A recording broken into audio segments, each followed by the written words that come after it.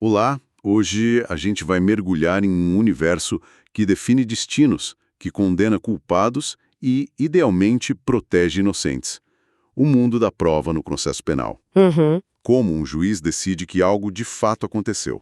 O que pode ser usado como uma arma da justiça e o que é considerado uma fruta envenenada. Exato. Com base em trechos do livro Teoria Geral do Processo Penal, de Aline Marques Marino, nossa missão hoje é exatamente essa: desvendar as regras do jogo, as polêmicas e as garantias que equilibram essa busca pela verdade com a proteção dos nossos direitos, né? É um equilíbrio muito, muito delicado. E o que me fascina nesse tema é que a palavra prova, que vem do latim probatio, verificação, exame, soa como algo concreto, né? Definitivo. Sim, Mas na prática jurídica, ela é um campo de batalha de narrativas, de técnicas e principalmente de regras muito rígidas. Vamos ver como o sistema brasileiro navega essa complexidade que é cheia de nuances. ótimo. Então vamos começar pelo alicerce de tudo. Quando a gente fala de prova num processo, o que a lei brasileira quer dizer com isso? É qualquer informação que a polícia encontra? Então, essa é a distinção mais importante de todas, e está lá no artigo 155 do Código de Processo Penal. Existe uma diferença fundamental entre elementos informativos e provas. Certo. Os elementos informativos é tudo aquilo que a polícia coleta na fase de investigação no inquérito. Pense num depoimento inicial, uma primeira análise de um local. Ok. Já a prova, no sentido estrito da palavra, é aquilo que é produzido dentro do processo judicial, na frente do juiz e, o que é crucial, com a participação da acusação e da defesa. É o que a gente chama de contraditório. Ah, então é a presença do advogado de defesa e do promotor podendo questionar, contestar. É isso que transforma uma simples informação em uma prova válida. Exatamente. E qual o impacto prático disso? O impacto é gigantesco.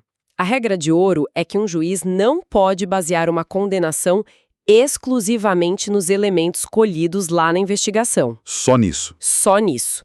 Seria injusto porque, naquela fase inicial, o suspeito ainda não tinha todas as ferramentas de defesa à sua disposição. Sabe? A investigação aponta um caminho, mas é no processo que esse caminho é testado, é validado e transformado em prova. Entendi. Isso nos leva a uma questão central. Como o juiz avalia tudo isso? Ele tem uma planilha com pontos para cada tipo de prova ou ele pode simplesmente decidir com base na intuição, no que ele sente que é a verdade? Essa pergunta nos leva a uma breve viagem pela história dos sistemas de avaliação. Já tivemos a livre convicção, que era basicamente isso que você falou. O juiz decidia como queria, com base na sua íntima convicção, sem precisar dar grandes satisfações. Era um sistema muito perigoso e arbitrário. Imagino. Também existiu a prova legal ou tarifada, que era o oposto disso. A lei dava um peso fixo para cada prova. Tipo, a confissão vale mais que o depoimento de duas testemunhas. Era um sistema engessado que não considerava as particularidades de cada caso. E onde o Brasil se encaixa nisso tudo? O Brasil adota um sistema bem mais sofisticado chamado de persuasão racional, ou livre convencimento motivado. Nome complexo. Parece complexo, mas a ideia é simples. O juiz tem total liberdade para avaliar o peso de cada prova, para decidir se acredita mais numa testemunha do que num documento, por exemplo. Porém, e este é o ponto fundamental, ele é obrigado a fundamentar a sua decisão. Ah, ele tem que explicar o porquê. Tem que explicar o porquê. Ele precisa escrever detalhadamente por que chegou àquela conclusão. Qual foi o raciocínio que o levou a valorizar mais uma prova em detrimento de outra? Isso está na nossa Constituição, no artigo 93, e é uma garantia para toda a sociedade. Agora aqui é onde a coisa fica realmente interessante. Porque o material que a gente recebeu traz uma analogia literária que é, francamente, assustadora. Para explicar um dos maiores riscos do processo, a parcialidade, eles usam a síndrome de Dom Casmurro. Ah, essa analogia, usada por juristas como Masson e Marçal, é de uma genialidade desconcertante. Né? Ela se refere, claro, à obra-prima de Machado de Assis. O protagonista, Bentinho, se convence de que foi traído pela esposa, a Capitu. A partir dessa convicção, ele, cego pelo ciúme, passa a interpretar cada gesto, cada palavra, cada olhar de Capitu como uma prova irrefutável da traição. Ele já tem a conclusão e só busca o que confirma. Exato. Ele não está buscando a verdade, ele está buscando a confirmação do que ele já acredita ser a verdade. Nossa, essa analogia é brutal, porque ela sugere que o problema não é só um erro técnico, mas algo profundamente humano. A nossa tendência é de procurar confirmação porque a gente já acredita. Isso é assustador quando se trata de um juiz. Como isso se aplica na prática? A crítica é direcionada ao modelo de processo em que o juiz tem um papel muito ativo na produção de provas, o chamado juiz inquisidor. A preocupação é que, ao ter contato prévio com a investigação e ao poder buscar provas por conta própria, o juiz possa, como Bentinho, formar uma convicção inicial e, inconscientemente ou não, passar a conduzir o processo não mais de forma imparcial, mas buscando ativamente as provas que confirmem sua suspeita. Ele deixa de ser um árbitro neutro e passa a ser parte da acusação. O que destrói a imparcialidade. Totalmente. Destrói a imparcialidade, que é a viga mestra de um julgamento justo. Essa ideia de um juiz ter que justificar tudo com base nas provas do processo soa muito segura, mas a segurança de um sistema é testada nas suas falhas, né? O que acontece quando a própria prova, a base de tudo, é obtida de forma ilegal? Pense num caso extremo. Uma confissão obtida sob tortura. Aí nós entramos em um dos territórios mais importantes e protegidos do direito processual. A Constituição Federal é muito clara. Ela não deixa margem para dúvida no artigo 5º. São inadmissíveis, no processo, as provas obtidas por meios ilícitos. Ponto. Categórico. Sim, não há discussão.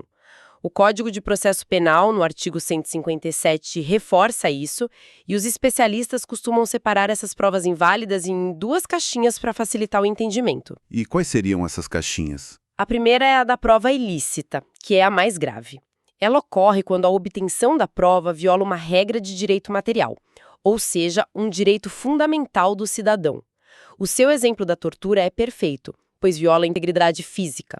Uma escuta telefônica sem autorização judicial viola a privacidade. Entendi. E a outra? A segunda caixinha é a da prova ilegítima. Essa viola uma regra de direito processual, uma regra do jogo. Por exemplo, a lei diz como deve ser feito o reconhecimento de uma pessoa por uma testemunha. Se esse procedimento não for seguido à risca, a prova é ilegítima. Certo. E se essa prova ilegal, seja ela ilícita ou ilegítima, acabar levando a polícia a outras provas? Usando o seu exemplo, a confissão sob tortura revela onde a arma do crime foi escondida. A arma, que é uma prova real, pode ser usada no julgamento. Essa é a pergunta de $1 milhão, e a resposta está em uma teoria com um nome bem cinematográfico, a teoria dos frutos da árvore envenenada. Fruits of the Poisonous Tree. Exatamente, no original em inglês. É uma doutrina que a gente importou do direito norte-americano. A lógica é simples e poderosa. Se a árvore, que é a prova original, está envenenada... Todos os frutos que nascem dela também estão contaminados. Exato. O veneno se espalha. No nosso exemplo, a arma encontrada seria, em regra, inadmissível no processo. A descoberta dela está irremediavelmente contaminada pela ilegalidade da tortura. É como se o sistema criasse uma grande barreira, um firewall, para impedir que qualquer ilegalidade contamine o processo. Mas imagino que, na prática, a promotoria argumente que isso pode levar à impunidade de criminosos perigosos por causa de um erro técnico menor. Como o sistema lida com essa tensão? Exatamente. A lei cria esse firewall, mas, ao mesmo tempo, constrói 2 portas dos fundos, 2 exceções que também foram importadas do direito norte-americano e que são alvo de imensa controvérsia. Quais são? A primeira é a da fonte independente.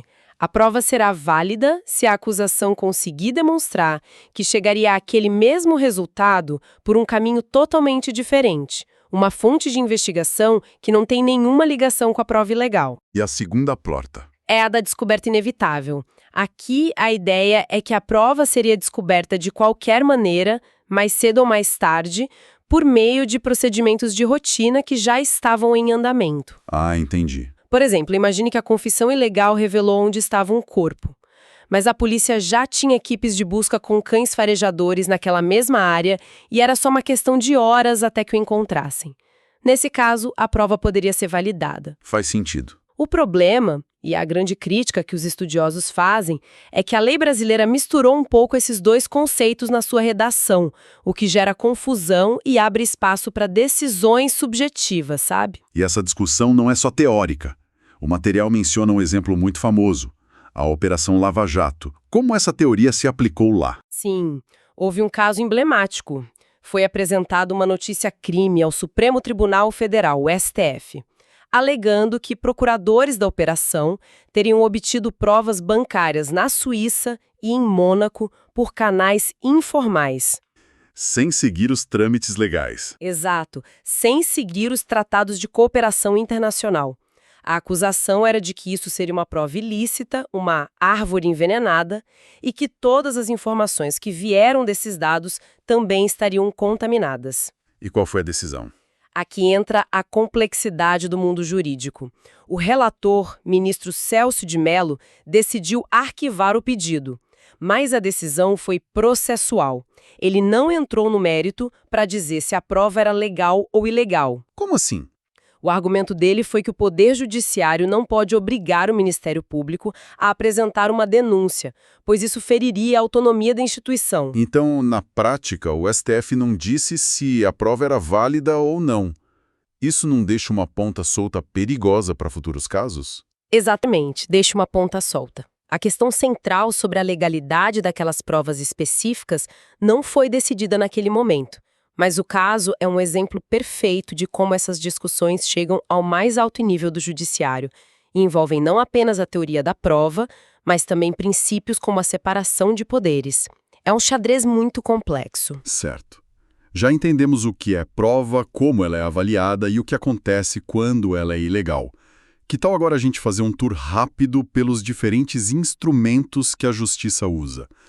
Quais são os tipos de prova mais comuns? Claro, o Código de Processo Penal traz uma lista que não é exaustiva, mas nos dá um bom panorama.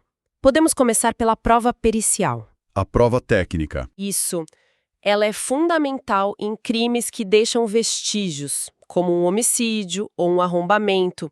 É o famoso exame de corpo de delito. Recentemente, a lei foi aprimorada para incluir a regulamentação da cadeia de custódia. Cadeia de custódia, isso parece algo saído de uma série de TV, tipo CSI. Na prática, quão fácil é quebrar essa cadeia e invalidar uma prova crucial? É exatamente como em CSI, mas com muito mais burocracia e menos glamour. A cadeia de custódia é todo o caminho que o vestígio, um projétil de bala, uma amostra de DNA, percorre, desde a sua coleta na cena do crime até o seu descarte após o fim do processo. Cada passo documentado. Cada passo tem que ser documentado. Quem coletou, quem transportou, quem analisou. É um procedimento rigorosíssimo para garantir que a prova não foi alterada ou contaminada. E sim, uma falha grave na cadeia de custódia pode levar um juiz a desconsiderar completamente uma prova pericial, mesmo que ela pareça conclusiva. Fascinante. E o interrogatório do acusado? Como ele funciona como prova? O interrogatório é um momento duplo. É um meio de prova, pois o juiz pode obter informações, mas é, principalmente, um ato de defesa. O ponto mais importante aqui é o direito ao silêncio. Certo. O acusado tem o direito constitucional de não dizer uma palavra. E o silêncio dele não pode, de forma alguma, ser interpretado como uma admissão de culpa. É a aplicação do princípio nemo tenetur sed tegere, que significa ninguém é obrigado a produzir prova contra si mesmo. E se a pessoa decide falar e confessar o crime, a confissão ainda é a rainha das provas? Já foi considerada assim. Em épocas mais sombrias da justiça, a confissão era o objetivo final, muitas vezes obtida por meios terríveis. Hoje, felizmente, não é mais assim. A confissão tem valor relativo. Ela só é válida se estiver em harmonia com as outras provas. Precisa bater com o resto. Precisa. Por exemplo, uma confissão sozinha não pode suprir a falta do exame de corpo de delito. O réu pode confessar ter matado alguém, mas se o laudo pericial mostrar que a morte foi por causas naturais, a confissão não vale nada. Faz todo sentido. E a prova testemunhal? O famoso "eu vi o que aconteceu". Essa é talvez a prova mais antiga e ao mesmo tempo a mais traiçoeira, sabe? O depoimento de pessoas é crucial, mas a gente tem que lidar com a falibilidade da memória humana, com o medo, com a vontade de ajudar ou prejudicar alguém. A memória falha? Muito. A ciência hoje mostra que nossas memórias não são como um vídeo que a gente rebobina. Elas são reconstruídas cada vez que as acessamos e podem ser facilmente distorcidas. Por isso, a prova testemunhal é analisada com muito, muito cuidado pelo juiz. O material também fala sobre indícios. Isso soa um pouco vago. O que é exatamente um indício? Indício é uma prova indireta. É um fato conhecido e provado que, por dedução lógica, te leva a uma conclusão sobre o fato principal. Sozinho, um indício geralmente é fraco, mas a força dele está no conjunto. Como um quebra-cabeça. Perfeito, como um quebra-cabeça. Uma peça sozinha não diz nada, mas se você tem o suspeito mentindo sobre o álibi, o celular dele localizado perto da cena do crime e uma busca na internet dele sobre como cometer aquele crime. Nenhuma dessas coisas é uma prova direta, mas juntas elas formam um quadro muito forte que pode sim levar a uma condenação. E para fechar nosso tour, a famosa reconstituição simulada do crime. Exato. É uma prova considerada atípica, pois não tem um procedimento tão detalhado na lei. É uma tentativa de reproduzir os fatos para esclarecer pontos duvidosos. E aqui a gente volta ao direito de não produzir prova contra si. O acusado não pode, de forma alguma, ser obrigado a participar da reconstituição. Uau! Que mergulho profundo! Fica muito claro que a prova no processo penal é esse campo de batalha constante entre a busca pela verdade e a garantia dos direitos. Não é só sobre o que aconteceu, mas sobre como se conseguiu provar dentro das regras. Perfeitamente. A complexidade de tudo que a gente conversou, das provas ilícitas, das exceções, da cadeia de custódia, mostra essa tensão permanente. O objetivo final do sistema é criar um método que seja robusto o suficiente para evitar a impunidade, mas, ao mesmo tempo, cheio de garantias para evitar o pesadelo máximo da justiça, a condenação de um inocente. É um equilíbrio que a gente busca todos os dias. Todos os dias. E para quem nos ouve, fica aqui uma reflexão final. O material que a gente analisou menciona a crescente complexidade das perícias, como a forense computacional, onde recuperar um arquivo pode ser questão de segundos. E isso me fez pensar, em um mundo onde a maioria dos vestígios que deixamos são digitais, mensagens, e-mails, dados em nuvem, será que as nossas leis, pensadas para o mundo físico, estão preparadas para essa nova realidade? Boa pergunta. Como a gente garante a integridade da árvore e dos frutos em um ambiente digital, onde uma prova pode ser alterada, ou simplesmente desaparecer com um único clique?